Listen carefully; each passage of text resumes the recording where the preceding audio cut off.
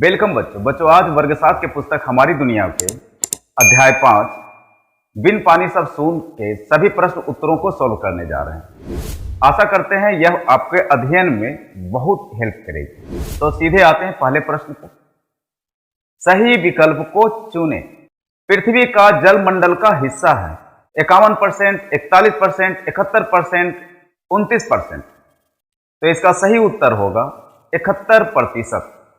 71% जलमंडल है और 29% स्थल मंडल है। मुंबई किस सागर के किनारे स्थित है? हिंद महासागर, अरब सागर, आर्कटिक सागर, फतेह सागर। तो इसका सही उत्तर होगा अरब सागर। अगला, चंद्रमा के गुरुत्वाकर्षण से जल ऊंचाई की ओर बढ़ता है, यह स्थिति कहलाती है?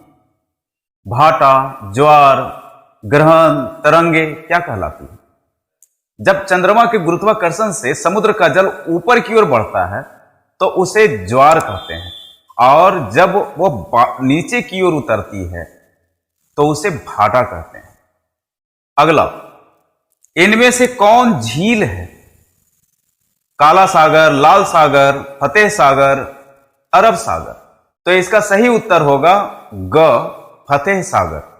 फतेह सागर एक झील है जो उदयपुर राजस्थान में स्थित है। अगला, खाली जगहों को भरिए। पहला, नदी का जल समुद्र में गिरकर खाली स्थान हो जाता है, तो यहां भरा जाएगा खारा हो जाता है। मतलब नदी का जल समुद्र में गिरकर खारा हो जाता है। अगला, ज्वार भाटा खाली स्थान में होता है, तो इसमें भरा जाएगा समुद्र में। ज्वार भाटा समुद्र में होता है। अगला, ज्वार भाटा खाली स्थान के गुरुत्वाकर्षण बल के कारण होता है, तो इसमें भरा जाएगा सूर्य एवं चंद्रमा। ज्वार भाटा सूर्य एवं चंद्रमा के गुरुत्वाकर्षण बल के कारण होता है। अगला, जल संरक्षण दिवस खाली स्थान को मनाया जाता है। मतलब जल संरक्षण दिवस कब मनाया जाता है?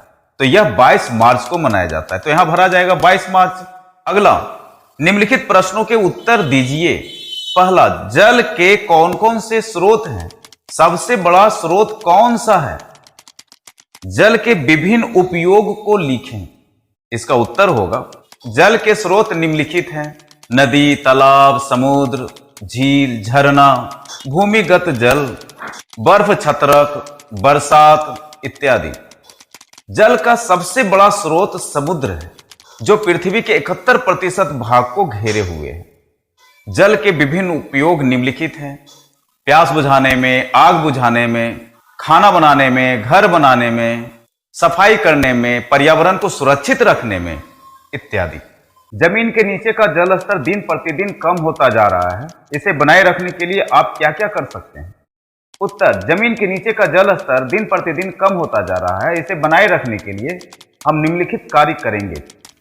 पहला, भूमिगत जल का उचित प्रयोग करेंगे तथा जल को बर्बाद नहीं करेंगे। दूसरा, बरसात के जल को नदियों में नहीं जाने देंगे, जिसके लिए गांव के आसपास तालाब एवं गड्ढे बनवाएंगे, जिससे बरसात का जल जमीन के नीचे रिस रिस कर जाता रहेगा और नीचे का जल स्तर बना रहेगा। तीसरा, सभी को जल स्तर बनाए रखने के लिए वाटर हार्वेस्टिंग जैसे कार्य करने के लिए प्रेरित करेंगे। चौथा, नदियों तथा बरसात के पानी को तालाबों में या डैम बनाकर संरक्षित करेंगे तथा इसका उपयोग घर के अन्य कार्य एवं कृषि जैसे कार्य करेंगे। अगला क्वेश्चन है, पृथ्वी पर जल के वितरण को मानचित्र की सहायता से स्पष्ट कीजिए। उत्तर, पृथ्वी पर जल के वितरण का मानचित्र, पृथ्वी का मानचित्र बनाते हैं।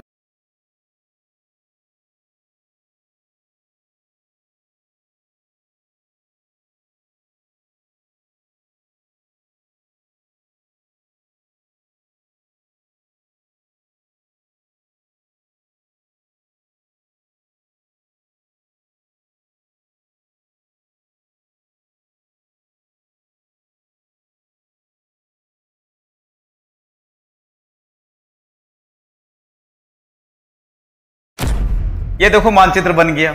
स्थल को पीले रंग से रंगते हैं तथा पानी वाले भाग को नीले रंग से रंगते हैं। नीला भाग यानी जल का भाग 71% तथा पीला भाग जो स्थल का भाग है वो 29%। अगला प्रश्न, भारत में मीठे पानी की झील कहां कहां है? नाम लिखें। उत्तर, भारत में मीठे पानी का झील निम्नलिखित है। पहला नैनी झील उत्तराखंड, दूसरा बुलर झील जम्मू एंड कश्मीर, तीसरा पिछौला झील राजस्थान, लूनर झील महाराष्ट्र, कोलेरू झील आंध्र प्रदेश, फतेह सागर झील राजस्थान, डल झील जम्मू एंड कश्मीर, कांवर झील बिहार, बरैला झील ये भी बिहार में। अगला क्वेश्चन, इनमें से कौन सी आदत सही और कौन सी आदत गलत है और क्यों? उत्तर, देखो इसमें 5 चित्र दिया गया है, उनमें देखना है कि कौन सी आदत गलत है और क्यों। पहला चित्र में देखो, रुको इसे जूम कर देता हूं, अब देखो एक बच्चा स्नान कर रहा है और नल खुला छोड़ दिया है। यह आदत गलत है क्योंकि बकेट भर गया है और पानी बेकार में बर्बाद हो रहा है। दूसरा चित्र में नल खुला छोड़ दिया गया है, यह भी आदत गलत है क्योंकि यहां भी पानी बर्बाद हो रहा है। तीसरा चित्र में बच्चा ब्रश कर रहा है और नल खुला छोड़ दिया है, यह भी गलत है क्योंकि यहां भी पानी बर्बाद हो रहा है।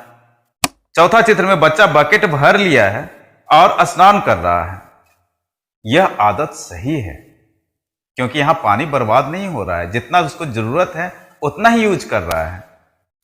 पांचवा चित्र में बच्चा ब्रश कर रहा है और पानी को बर्तन में रखे हुए है, यह अच्छी आदत है क्योंकि यहां पानी बर्बाद नहीं होगा। अगला प्रश्न, ज्वार भाटा क्या है, ये किस प्रकार उत्पन्न होते हैं? उत्तर, समुद्र का पानी जब ऊपर उठे और तटवर्ती भूमि को डुबो दे तो उसे ज्वार कहते हैं।